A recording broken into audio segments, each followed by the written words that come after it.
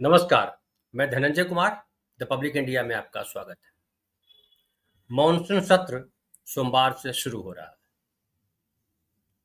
Monsoon सत्र में चूंकि बीजेपी हर तरफ से घिरेगी, ऐसा उसको अंदाजा है, चूंकि फाइल का प्रकरण है, चाहे जो बिहार में एसआईआर हो रहा है उसका प्रकरण हो, या ये जो कांवड़ यात्रा है उसमें जो हंगामा हो रहा है उसको लेकर के बात हो, जिस तरह से टैरिफ का हुआ है मामला और ट्रंप ने बार बार ये जिक्र किया है कि सीज फायर हमने करवाया है, तमाम मसलों पर बीजेपी सरकार घिरने जा रही है। लेकिन बीजेपी ने हमेशा एक जो दाव चला है, वो दाव ये है कि कांग्रेस पर पलट करके कांग्रेस के नेताओं के ऊपर या प्रियंका गांधी के हस्बैंड रॉबर्ट वाड्रा के ऊपर जो है वो आरोप लगा दो।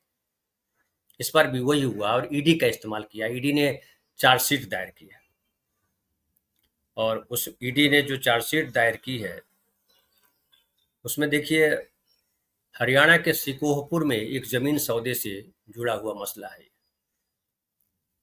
आपको याद हो न हो, मैं याद दिलाऊं कि जो 2013 के समय जब चुनाव प्रचार शुरू हो रहा था कि अब 2014 में चुनाव होगा, उस समय सुषमा स्वराज भी जिंदा थी। सुषमा स्वराज बड़ी गंभीर किस्म की नेता रही और तमाम लोग उनकी इज्जत करते रहे। उन्होंने भी रॉबर्ट वाड्रा को लेकर के बहुत बातें की थी। नरेंद्र मोदी तो हर दिन जैसे हनुमान चालीसा का कोई पाठ करता वैसे गांधी परिवार का पाठ किया करते थे कि रॉबर्ट वाड्रा को जेल भेजेंगे, रॉबर्ट वाड्रा को जेल भेजेंगे। 11 साल हो गए इस बात को। 11 साल से सरकार में है, केंद्र में सरकार है बीजेपी की, हरियाणा में सरकार है बीजेपी की, लेकिन अब तक जेल नहीं भेज पाए रॉबर्ट वाड्रा। रॉबर्ट वाड्रा के खिलाफ आरोप पत्र दाखिल किया गया है। आरोप पत्र दाखिल क्यों किया गया है? 11 साल बाद क्यों किया आपने? जांच में इतना वक्त क्यों लगा? और वो जब सत्र शुरू हो रहा है तभी क्यों करते हैं? एक और नेता है भूपेश बघेल, जो छत्तीसगढ़ के मुख्यमंत्री हैं, उनके बेटे के खिलाफ भी जो है ईडी ने कार्रवाई की, उन्हें अरेस्ट किया गया। ईडी ने अब तक जितनी कार्रवाइयां की है, उन कार्रवाइयों का हासिल क्या हुआ है? बीजेपी के नेताओं ने जिस तरह से कांग्रेस को भ्रष्टाचार की जननी कहा, भ्रष्टाचारी नेता भरे हुए हैं कांग्रेस के भीतर। राहुल गांधी भ्रष्टाचारी हैं, सोनिया गांधी भ्रष्टाचारी हैं, रॉबर्ट वाड्रा भ्रष्टाचारी हैं, लेकिन किसी के खिलाफ आज तक एक आरोप साबित नहीं कर पाए, किसी मैटर में किसी को जेल नहीं भेज पाए। क्या 50 साल चाहिए किसी व्यक्ति को जेल भेजने के लिए? तो जाहिर है, ये साफ साफ दिखाई पड़ता है कि बीजेपी राहुल गांधी परिवार को ईडी, सीबीआई, इनकम टैक्स और दूसरे मामलों में उलझा करके रखना चाहती है, ताकि ये मैसेज दे सके, नैरेटिव कर सके, क्योंकि गटर मीडिया उसके साथ खड़ा है कि देखिए राहुल गांधी इतने मामलों में जमानत पर है, सोनिया गांधी जमानत पर हैं, रॉबर्ट वाड्रा के खिलाफ अब चार्जशीट दायर हो गया है। लेकिन जो सच्चाई है उसको लेकर के राहुल गांधी ने कहा है, राहुल गांधी ने ट्विटर पे लिखा और उन्होंने कहा कि ये जो उनके खिलाफ चार्जशीट दायर की गई है वो दुर्भावना और राजनीति से प्रेरित है, और वो अपने बहनोई और अपने परिवार के प्रति खड़े हैं, उनके साथ खड़े हैं। इसको लेकर के जो भाजपा के प्रखर प्रवक्ता हैं, जो झूठ बोलने में मास्टर हैं ये लोग, उनमें से एक ने कहा है कि भाजपा जो है कांग्रेस जो है भ्रष्टाचार के आकंठ डूबी हुई है, भ्रष्टाचार में आकंठ डूबी है, मतलब गर्दन तक डूबी। गनीमत है वो नाक और मुंह चुप छोड़ दिया, कहना चाहिए था आपाद मस्तक डूबी हुई है। शायद भाषा उनकी थोड़ी कमजोर है, हालांकि वो बड़े भाषाविद माने जाते हैं, समझाने लगते हैं लोगों को बैठ करके जब चैनलों पे आते हैं कि किसका मतलब क्या होता है। जिसे लगता है कि प्रकांड है, दुनिया का कोई विषय नहीं है जो नहीं जानते, और चमचागिरी करके नेता बने। वो जन्मजात नेता नहीं है। नाम मैं नहीं लेता हूं, आप लोग पहचान जाएंगे। उन्होंने कहा कि भ्रष्टाचार के में आकंठ डूबी कांग्रेस पार्टी के सभी परिवार के सदस्य के प्रथम सदस्य एक दूसरे के भ्रष्टाचार को छिपाने के साथ आकर खड़े हो गए। तो भ्रष्टाचार छुपा रहा है, अपने परिवार के साथ खड़ा नहीं होगा, तुम जेल में बंद करो। लेकिन ईडी ने कितने लोगों के खिलाफ कार्रवाई की? कोई 25-26 लोगों के खिलाफ ईडी ने कार्रवाई की, भ्रष्टाचार के आरोप लगाए। प्रधानमंत्री ने भ्रष्टाचार के आरोप लगाए। अभी महाराष्ट्र में मंत्री है, असम में मंत्री है, मुख्यमंत्री हैं लोग, और तमाम लोगों के खिलाफ कार्रवाई नहीं कर सके, बल्कि अगर व्यक्ति जो भ्रष्टाचार का आरोपी है वो भाजपा में शामिल हो जाता है, तो ये जो है किसके खिलाफ इन्होंने कार्रवाई की वो 11 साल में सबके सामने है, आम आदमी के सामने है क्या क्या किया। और मीडिया में आकर के ये बात करना कि कांग्रेस में भ्रष्टाचारी बैठे हैं, राहुल गांधी जमानत पर हैं, सोनिया गांधी जमानत पर हैं, रॉबर्ट वाड्रा जमानत पे हैं। सबको पता है कि हिंदुस्तान में केस जो है वो 20-20, 25-25, 30-30 साल चलते हैं। अभी तबलीगी जमात की ही बात लीजिए, तबलीगी जमात जो है मुस्लिम का जो एक संगठन है, उसको लेकर के कितना हंगामा मचाया गया मीडिया में, और कहा गया कि कोरोना इन्होंने ही फैलाया है, इनकी वजह से भारत में कोरोना फैला है। बहुत सारे लोगों को अरेस्ट किया गया। अभी परसों जो है जो फैसला आया उसमें कोर्ट ने कहा कि ये सब बाइज्जत बरी किए जाते हैं, कोई सबूत नहीं दे पाए। ऐसा आरोप लगाते हैं जो पता लगता है कि विकृत मानसिकता के लोग भरे पड़े हैं बीजेपी में, जिनका काम है सिर्फ झूठ बोलना, झूठ के अलावा कुछ नहीं बोलते।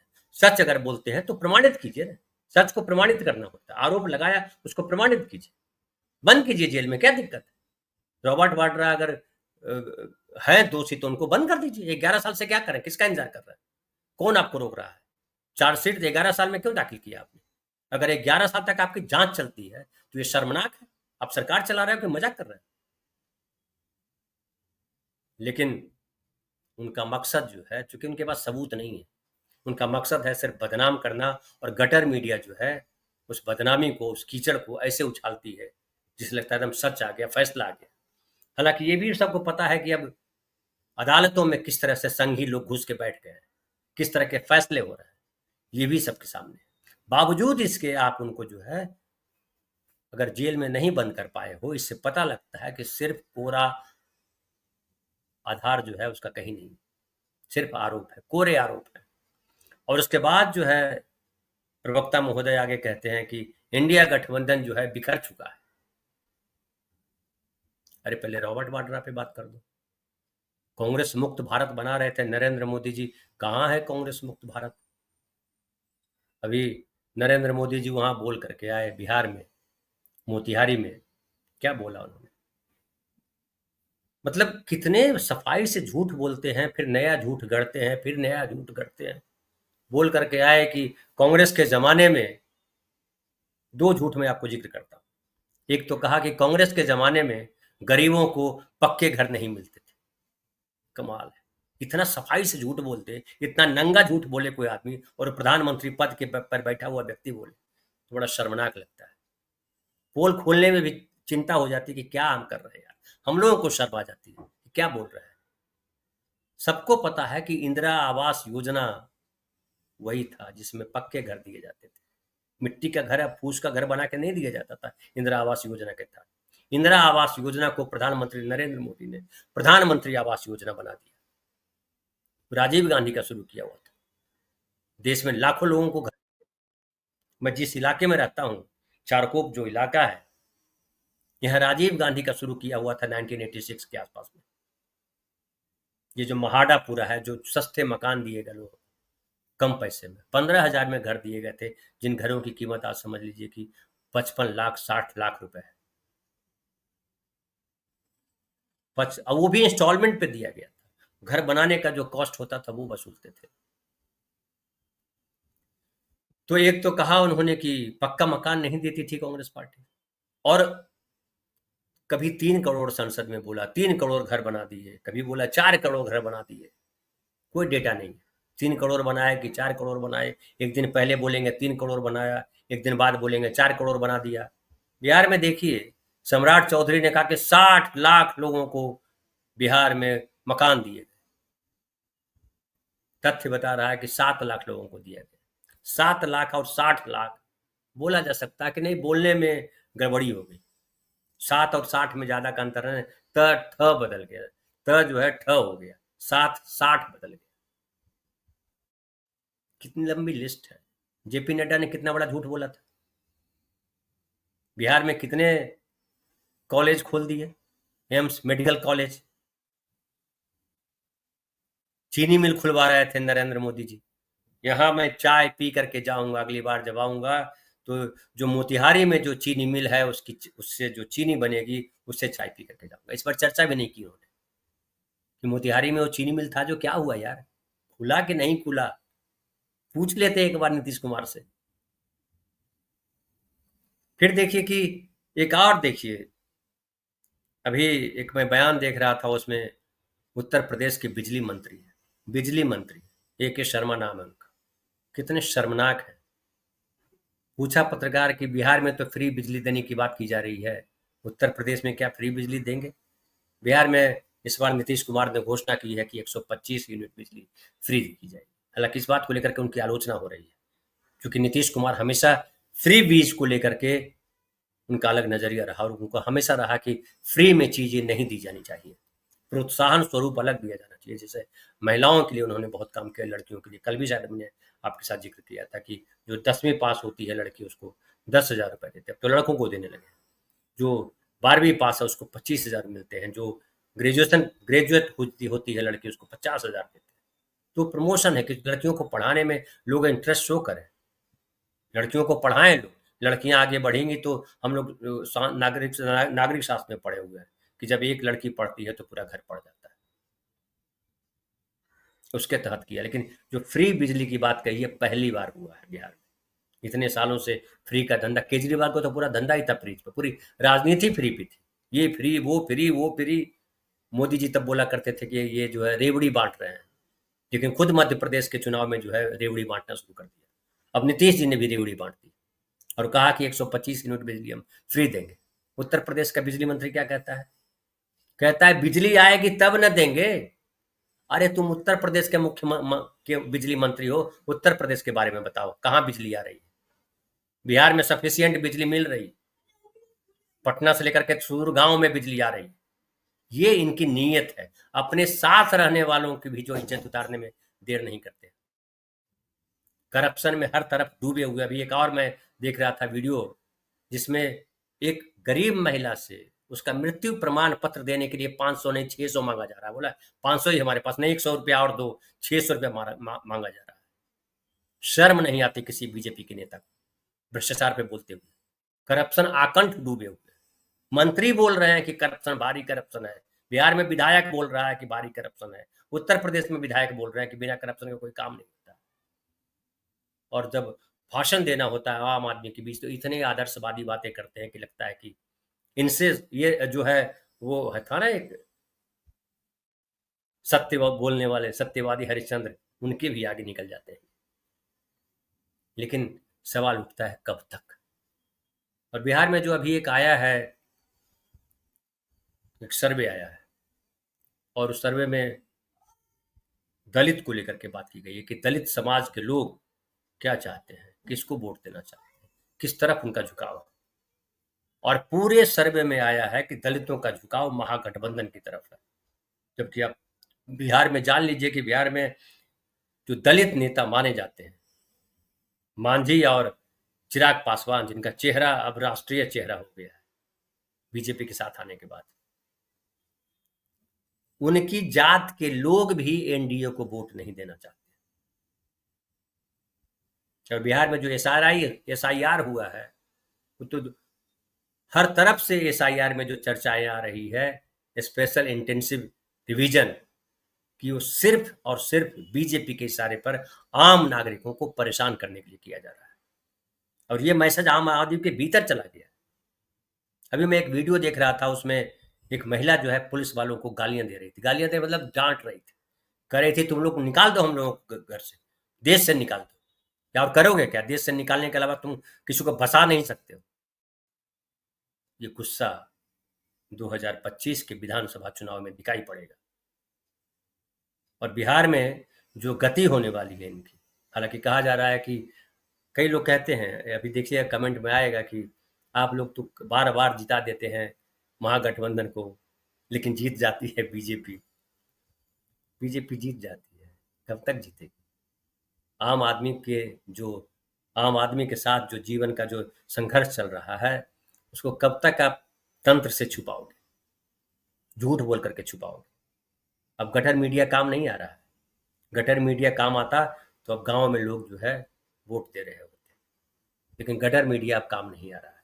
अब एजेंसियों से काम ले रहे हैं, वो पुलिस से काम ले रहे हैं, चुनाव आयोग से काम ले रहे हैं, ईडी सीबीआई तमाम संस्थाओं से काम ले रहे हैं। एक मैं देख रहा था कि वो जो राहुल गांधी की जो पदयात्रा थी उसमें जिस बच्चे ने गुल्लक के पैसे दिए थे उसके माता पिता को आत्महत्या करने पर मजबूर कर दिया गया। ईडी ने छापेमारी की और इतना परेशान किया कि आत्महत्या कर। ये राजनीति है, ये घटिया राजनीति, ये गुंडाई है। गुंडाई भी घटिया लेवल का गुंडाई है। गुंडाई का भी एक लेवल होता है, गुंडे के पास भी कुछ विचार होते हैं, कुछ आदर्श होते हैं, कुछ उसूल होते हैं, लेकिन इनके पास कहीं कुछ नहीं है। किसी भी तरह, चाहे आपके पास हाथ जोड़ना पड़े, पांव पड़ना पड़े, गिड़गिड़ाना पड़े, डंडा मारना पड़े, पीछे से किसी से पिटवा देना पड़े, कुछ आरोप लगा देना पड़े, कैसे भी करके हम जीत लेंगे। लेकिन हर अति की सीमा होती है। बिहार में लोग महसूस कर रहे हैं कि अति कर दी। और नीतीश कुमार, इनको कोई वोट नहीं दिया कभी। नीतीश कुमार को वोट पड़ता रहा बिहार में, जब विधानसभा चुनाव जब भी आए। और नीतीश कुमार के साथ इन लोगों ने क्या काम किया। और इस बार जनता दल यू, सब तो कह रहे हैं कि जनता दल यू को घेरा हुआ है, तो जनता दल यू क्या करता है। नीतीश कुमार, हालांकि परसों जब मोदी जी वहां गए हुए थे तो नीतीश कुमार मंच पर थे, पढ़ा हुआ लिखा हुआ उन्होंने पढ़ा, लेकिन जिस तरह का बर्ताव किया जा रहा है नीतीश कुमार के साथ, उनके वोटर देख रहे हैं। दलितों में ही नहीं, अभी पिछड़ों का उस तरह से आया नहीं है, लेकिन पिछड़ों के लिए को लेकर के भी किया जाना चाहिए। और खास करके जो नीतीश कुमार के वोट बैंक माने जाते हैं, महादलित, अति पिछड़े पिछड़े गैर यादव ओबीसी जिसको कहते हैं, तो समझ में आए कि क्या चाहते हैं वोटर। और 2020 में जो इन्होंने चिराग पासवान को लेकर के किया था नीतीश कुमार के साथ, नीतीश कुमार के वोटर इस बार बीजेपी के साथ वही करने वाले। बीजेपी की कितनी सीटें आएंगी, कैसे आएंगी, वो चुनाव जब होगा तो पता चलेगा। कहाँ कहाँ कितना कितना कब्जा करते हैं, कितनी बेईमानी करते हैं। ये राहुल गांधी बता तो रहा है ना कि महाराष्ट्र में किस तरह से बेईमानी की इन लोगों ने। जो चीफ मिनिस्टर है उनके इलाके में 8% वोट किस तरह से बढ़ा। 4% से ज्यादा वोट बढ़ता तो रिकाउंटिंग की जाती है, 8% से ज्यादा वोट बढ़ गए। बिहार में लगातार शिकायतें आ रही है कि कैसे नाम काटे जा रहे हैं। जो 35 लाख लोगों के नाम काटे हैं, किस आधार पे काटे, कोई इसका ये नहीं है। कैसे पता चला कि मर गए, कैसे पता चला कि यहाँ छोड़ के चले गए। और तमाम लोग, बीबीसी ने एक बड़ी रिपोर्ट छापी है उसको लेकर के, कि किस तरह से गरीब लोग परेशान हैं, गरीब लोगों के लिए जिनके पास कोई कागज नहीं है। कागज इसलिए नहीं है कि बाढ़ में बहुत चीजें डूब जाती हैं, उनके पास बहुत सारी चीजें, उनके परिवार के लोग जाते हैं बाहर काम करने के लिए जाते हैं। गरीबों के पास बिहार में 95 लाख परिवार है जिनकी आमदनी 200 रुपया प्रति डे से कम है। एक परिवार 200 रुपया प्रतिदिन भी नहीं कमाता है। सोचिए उसके लिए जेरोक्स कराना, डॉक्यूमेंट ढूंढना कितना कठिन काम है। और उस पर बीजेपी का मुख्य डिप्टी चीफ मिनिस्टर कहता है वो सब जो है बांग्लादेशी हैं जो सर्टिफिकेट बनाने आए हैं। कितनी ओछी बातें करते हैं बीजेपी की ये नेता। लेकिन हर चीज का हिसाब होता है, हर चीज का समय होता है। मुझे लगता है कि समय इनका पूरा हो गया है और देश के नागरिक, बिहार के नागरिक सब नंगा नाच देख रहे हैं।